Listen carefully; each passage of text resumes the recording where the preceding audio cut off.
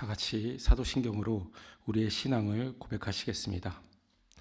전능하사 천지를 만드신 하나님 아버지를 내가 믿사오며 그 외아들 우리 주 예수 그리스도를 믿사오니 이는 성령으로 잉태하사 동정녀 마리아에게 나시고 본디오 빌라도에게 고난을 받으사 십자가에 못 박혀 죽으시고 장사한 지 사흘 만에 죽은 자 가운데서 다시 살아나시며 하늘에 오르사 전능하신 하나님 우편에 앉아 계시다가 저리로서 산자와 죽은 자를 심판하러 오시리라. 성령을 믿사오며 거룩한 공회와 성도가 서로 교통하는 것과 죄를 사하여 주시는 것과 몸이 다시 사는 것과 영원히 사는 것을 믿사옵나이다. 아멘. 찬송가 579장 어머니의 넓은 사랑 579장입니다.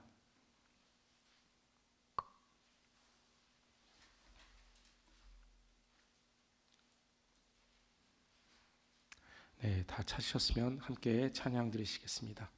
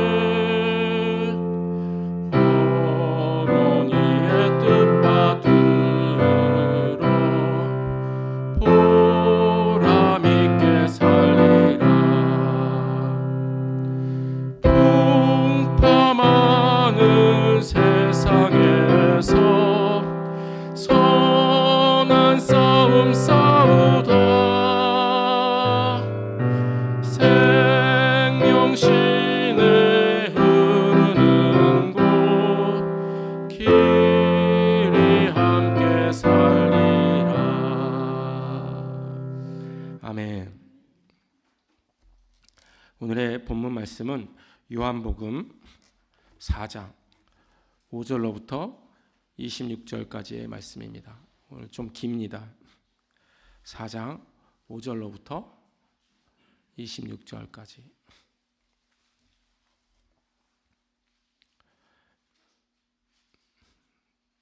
찾으셨으면 함께 봉독하시겠습니다. 예수께서 사마리아에 있는 수가라는 마을에 이르셨다.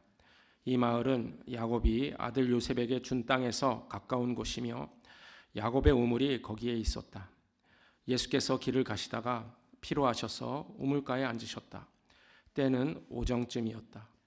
한 사마리아 여자가 물을 기르러 나왔다. 예수께서 그 여자에게 마실 물을 좀 달라고 말씀하셨다. 제자들은 먹을 것을 사러 동네에 들어가서 그 자리에 없었다. 사마리아 여자가 예수께 말하였다. 선생님은 유대 사람인데 어떻게 사마리아 여자인 나에게 물을 달라고 하십니까? 유대 사람은 사마리아 사람과 상종하지 않기 때문이다. 예수께서 그 여자에게 대답하셨다. 내가 하나님의 선물을 알고 또 너에게 물을 달라는 사람이 누구인지를 알았더라면 도리어 내가 그에게 청하였을 것이고 그는 너에게 생수를 주었을 것이다. 여자가 말하였다. 선생님, 선생님에게는 두레박도 없고 이 우물은 깊은데 선생님은 어디에서 생수를 구하신다는 말입니까? 선생님이 우리 조상 야곱보다 더 위대한 분이라는 말입니까? 그는 우리에게 이 우물을 주었고 그와 그 자녀들과 그 가축까지 다 이 물의 물을 마셨습니다. 예수께서 말씀하셨다. 이 물을 마시는 사람은 다시 목마를 것이다. 그러나 내가 주는 물을 마시는 사람은 영원히 목마르지 아니할 것이다. 내가 주는 물은 그 사람 속에서 영생에 이르게 하는 샘물이 될 것이다. 그 여자가 말하였다. 선생님, 그 물을 나에게 주셔서 내가 목마르지도 않고 또 물을 기르러 여기까지 나오지도 않게 해 주십시오. 예수께서 그 여자에게 말씀하셨다. 가서 내 남편을 불러오너라. 그 여자가 대답하였다. 나에게는 남편이 없습니다. 예수께서 여자에게 말씀하셨다. 남편이 없다고 한 말이 옳다. 너에게는 남편이 5이나 있었고 지금 같이 살고 있는 남자도 내 남편이 아니니 바로 말하였다. 여자가 말하였다. 선생님, 내가 보니 선생님은 예언자이십니다. 우리 조상은 이 산에서 예배를 드렸는데 선생님의 사람들은 예배드려야 할 곳이 예루살렘에 있다고 합니다. 예수께서 말씀하셨다. 여자여, 내 말을 믿어라. 너희가 아버지께 이 산에서 예배를 드려야 한다거나 예루살렘에서 예배를 드려야 한다거나 하지 않을 때가 올 것이다. 너희는 너희가 알지 못하는 것을 예배하고 우리는 우리가 아는 분을 예배한다. 구원은 유대 사람들에게서 나기 때문이다. 참되게 예배를 드리는 사람들이 영과 진리로 아버지께 예배를 드릴 때가 온다. 지금이 바로 그때이다. 아버지께서는 이렇게 예배를 드리는 사람들을 찾으신다. 하나님은 영이시다. 그러므로 하나님께 예배 드리는 사람은 영과 진리로 예배를 드려야 한다. 여자가 예수께 말했다. 나는 그리스도라고 하는 메시아가 오실 것을 압니다. 그가 오시면 우리에게 모든 것을 알려주실 것입니다. 예수께서 말씀하셨다. 너에게 말하고 있는 내가 그다. 아멘. 오늘 본문이 긴데 이 안에 사실 구체적으로 말할 내용이 굉장히 많이 있습니다.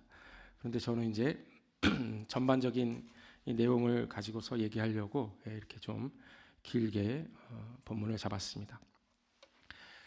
제가 이 목감기가 걸려가지고 목소리도 좀 이상하고 오늘 아까 찬양 부를 때 목소리가 나올지 좀 걱정하면서 찬양을 불렀습니다. 예수님께서 요한에게서 세례를 받으신 후에 제자들과 함께 갈릴리 지방으로 가셨다가 다시 제자들을 데리고 유대 지방으로 내려가셔서 세례를 주셨습니다. 그곳은 세례 요한도 세례를 주던 곳이었는데 그렇게 세례를 베푸시다가 다시 유대를 떠나서 갈릴리로 가시는 길에 사마리아에 있는 수가라는 마을을 거쳐서 가시는데 오늘 본문의 이야기는 수가 마을의 야곱의 우물에서 일어난 일입니다. 당시의 이스라엘은 제일 북쪽 지방이 갈릴리 지방이고 그리고 그 아래 남쪽이 사마리아 지방 그리고 제일 남쪽이 바로 이렇게 유대 지방 이렇게 세 부분으로 나뉘어 있었습니다. 이렇게 우리가 지도를 보면은 여러분이 볼 때 왼편이 이제 지중해가 있고 약간 오른편에 그 요단강이 흐르고 있습니다. 유대인들은 유대 지방과 갈릴리 지방에서 주로 살았고 사마리아 지역은 아주 천시를 해서 통과해 지나가지도 않았습니다. 그래서 유대 지방에서 갈릴리 지방으로 갈 때에는 요단강을 건너서 사마리아 지역을 피해서 이렇게 왕래를 했습니다. 예수님도 원래는 다른 유대인들처럼 그렇게 다니셨습니다. 그런데 이번에는 무슨 사정이 있었는지 사마리아를 거쳐서 가실 수밖에 없는 상황이었습니다. 즉 예수님께서 원하셔서 들어간 것은 아니라는 것입니다. 이것은 하나님께서 일하시는 방법입니다. 사람들의 생각에는 우연이라고 할 수 있겠지만 하나님의 인도하심인 것입니다. 예수님께서 태어나실 때 구유에 누우셨던 것도 마찬가지입니다. 누가복음 2장 7절에서는 첫 아들을 낳아 강보로 싸서 구유에 누웠으니 이는 여관에 있을 곳이 없었음이라고 말씀하신 것을 보면 마침 그때 여관이 꽉 차는 그러한 상황, 그러한 우연을 통해서 예수님의 탄생에 세밀히 작업하신 것을 알 수 있습니다. 이 강보에 쌓여 구유에 누워 있는 아기, 바로 이스라엘의 메시아임을 알리는 것, 이것이 바로 표적이었습니다. 이 표적을 사람으로서는 어쩔 수 없는 그러한 상황에서 하나님께서 상황을 통해서 하나님께서 그 일을 이루시는 것입니다. 어쩔 수 없는 상황을 통해서 예수님께서 가신 곳은 야곱이 아들 요셉에게 준 땅에서 가까운 곳이었습니다. 그리고 바로 야곱의 우물이 있는 곳입니다. 요한은 이 장소를 상세히 설명합니다. 왜냐하면 이 장소가 중요하다라는 그러한 말입니다. 이곳은 창세기 49장의 야곱의 예언과 연관이 있다고 생각을 합니다. 야곱이 죽기 전에 아들들에게 유언으로 각 사람의 분량대로 축복을 했습니다. 그 축복은 예언의 형식이었습니다. 그런데 이 부분이 바로 요셉에 대한 예언과 연관이 있습니다. 지금 우리가 읽는 새 번역으로는 그 내용이 창세기의 내용이 명확하지 않습니다. 그러나 개역개정이나 이전에 읽었던 개역개정이나 개역 한글로 읽으면은 이런 내용입니다. 요셉은 무성한 가지 곧 샘 곁에 무성한 가지라 그 가지가 담을 넘었도다. 이 창세기 49장 22절 말씀입니다. 이 예언을 예수님께서 야곱의 우물 곁에서 수가성의 여인을 만나서 이 예언을 이루셨습니다. 이 무성하다라는 것은 풍성함을 나타내는 말입니다. 예수님의 풍성함이 그 담을 넘습니다. 오랜 세월 동안 유대인들로부터 천대받던 이방 땅과도 같은 사마리아의 담을 넘으신 것입니다. 이것은 복음이 이방으로 향하는 첫 걸음이었습니다. 먼저 이스라엘 안에 담을 넘으셨습니다. 그리고 갈릴리와 유대 사이에 담과도 같았던 그러한 사마리아에 하나님의 말씀의 빛이 임했습니다. 사실 갈릴리는 솔로몬 시절에 솔로몬이 그 성전과 왕궁을 지을 때 그 자재를 대준 대가로 두로왕 히람에게 이렇게 주었었습니다. 그래서 그 땅은 어떻게 보면 이미 이방 땅이었습니다.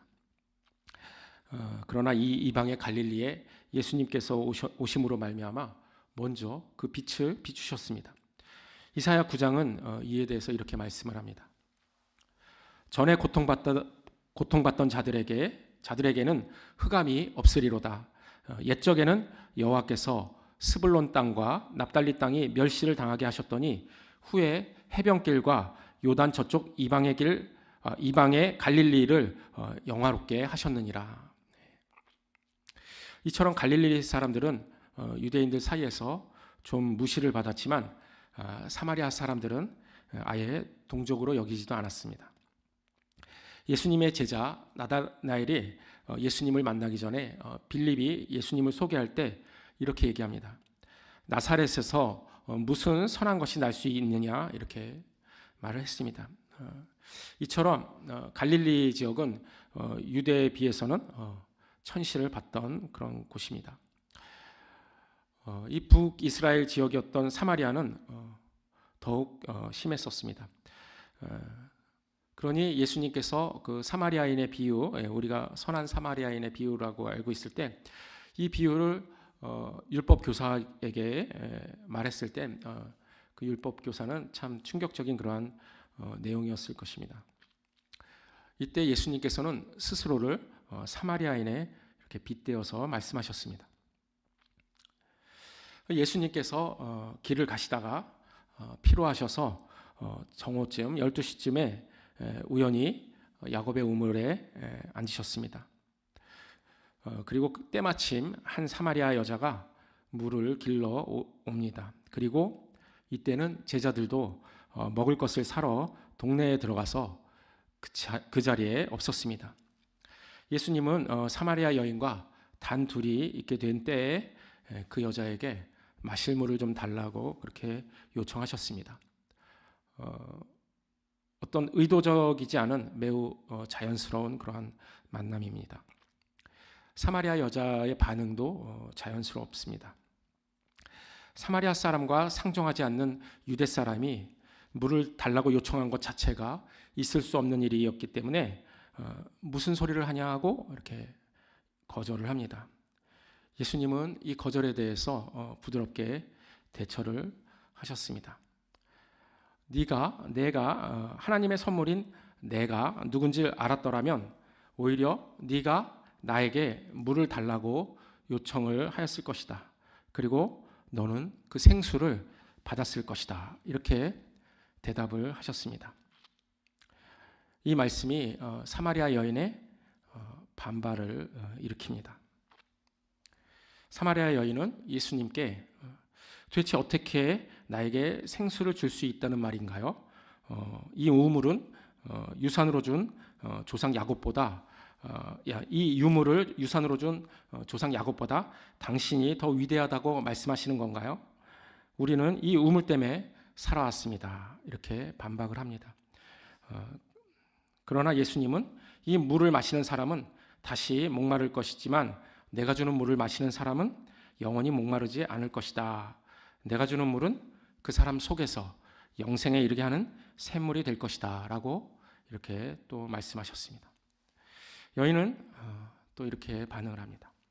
선생님, 그 물을 나에게 주셔서 내가 목마르지도 않고 또 물을 기르러 여기까지 나오지도 않게 해 주십시오. 이 사마리아 여자가 예수님의 말씀을 믿어서 이런 말을 했을까요? 그렇지 않을 것입니다.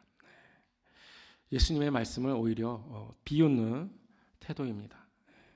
여인은 처음부터 왜 유대인이 사마리아 여자인 내게 물을 달라고 이렇게 하느냐 이렇게 또 말을 했습니다. 그리고 당신이 야곱보다 크냐?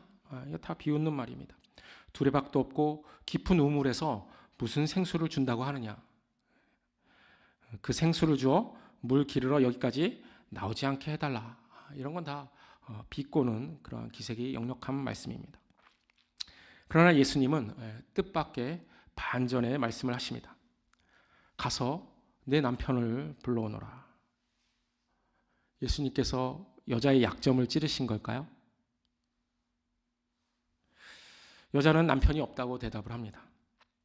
예수님은 그래, 너희 말이 거짓이 아니다. 남편이 5이나 있었고 지금 같이 살고 있는 남자도 내 남편이 아니니 바로 말했다. 이렇게 말씀하심으로 여자를 놀라게 하십니다. 그 여자의 약점이 아니라 그 여자의 갈증을 드러내신 것입니다. 여자는 깜짝 놀라 당신의 예언자이시군요 하고 어떤 인정을 합니다. 그리고 자신의 정체성에 대해서 질문을 합니다. 그 질문은 유대인과 사마리아인이 서로 주장하는 그것 중에 어느 것이 과연 옳으냐 하는 것입니다. 이에 예수님께서는 누구의 말이 옳은 것이 아니라 참되게 예배드리는 사람들이 영과 진리로 아버지께 예배를 드리는 때가 오는데 지금이 바로 그 때이다. 아버지께서는 이렇게 예배드리는 사람들을 찾으신다. 하나님은 영이시기 때문에 하나님께 예배를 드리는 사람은 영과 진리로 예배를 드려야 한다, 이렇게 말씀하십니다. 바로 지금 그때는 어떤 때인가요? 예수님이 찾아오신 때입니다. 제가 질문 하나 하겠습니다. 우리 예수님을 믿는 자들은 말씀처럼 이렇게 영과 진리로 예배를 드리고 있다고 그렇게 생각을 하시나요? 네. 우리 믿는 자들은 영과 진리로 예배를 드리고 있습니다. 우리가 느낄 수 없다고 하더라도 우리는 믿어야 합니다. 영과 진리는 바로 예수님이시기 때문입니다.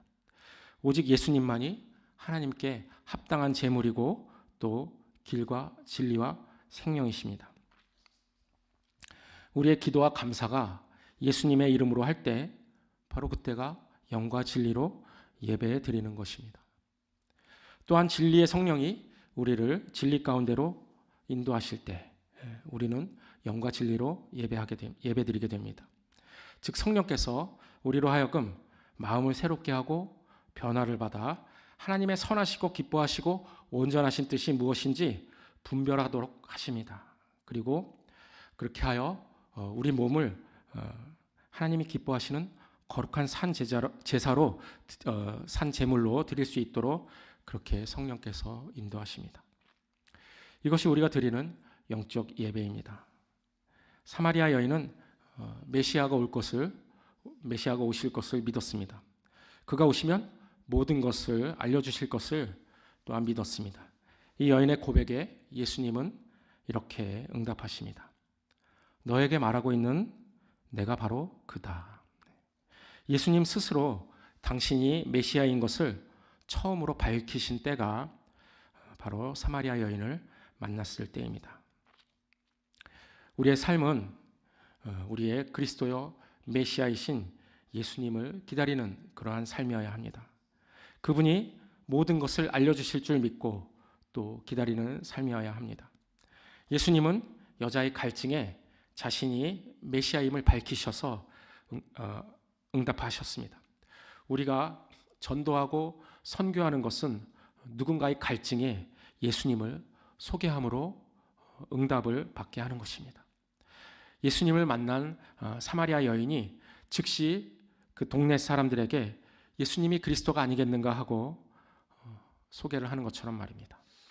우리 예담교회가 사마리아 여인처럼 주님을 만나고 또 주님을 소개하는 그러한 교회가 되기를 주님의 이름으로 축복합니다. 아멘. 기도하시겠습니다. 하나님 아버지, 우리를 사랑하셔서 고통받는 인생을 구원하시려 그 아들을 보내주심 감사드립니다. 우리의 삶은 영과 진리이신 예수 그리스도로 말미암아 구원받았음을 고백합니다. 또한 진리의 성령을 보내셔서 세상과 구별된 삶을 살 수 있도록 능력 주신 주님을 찬양합니다. 아버지, 우리가 주님의 자녀처럼 살게 하시고 사랑받는 자처럼 살게 하시며 영생을 얻은 자처럼 살도록 인도하여 주시옵소서. 예수 그리스도 이름으로 기도 올립니다. 아멘. 하늘에 계신 우리 아버지여, 이름이 거룩히 여김을 받으시오며 나라의 임하옵시며 뜻이 하늘에서 이룬 것 같이 땅에서도 이루어지이다. 오늘날 우리에게 일용할 양식을 주옵시고 우리가 우리에게 죄 지은 자를 사하여 준 것 같이 우리 죄를 사하여 주옵시고 우리를 시험에 들게 하지 마옵시고 다만 악에서 구하옵소서. 대개 나라와 권세와 영광이 아버지께 영원히 있사옵나이다. 아멘.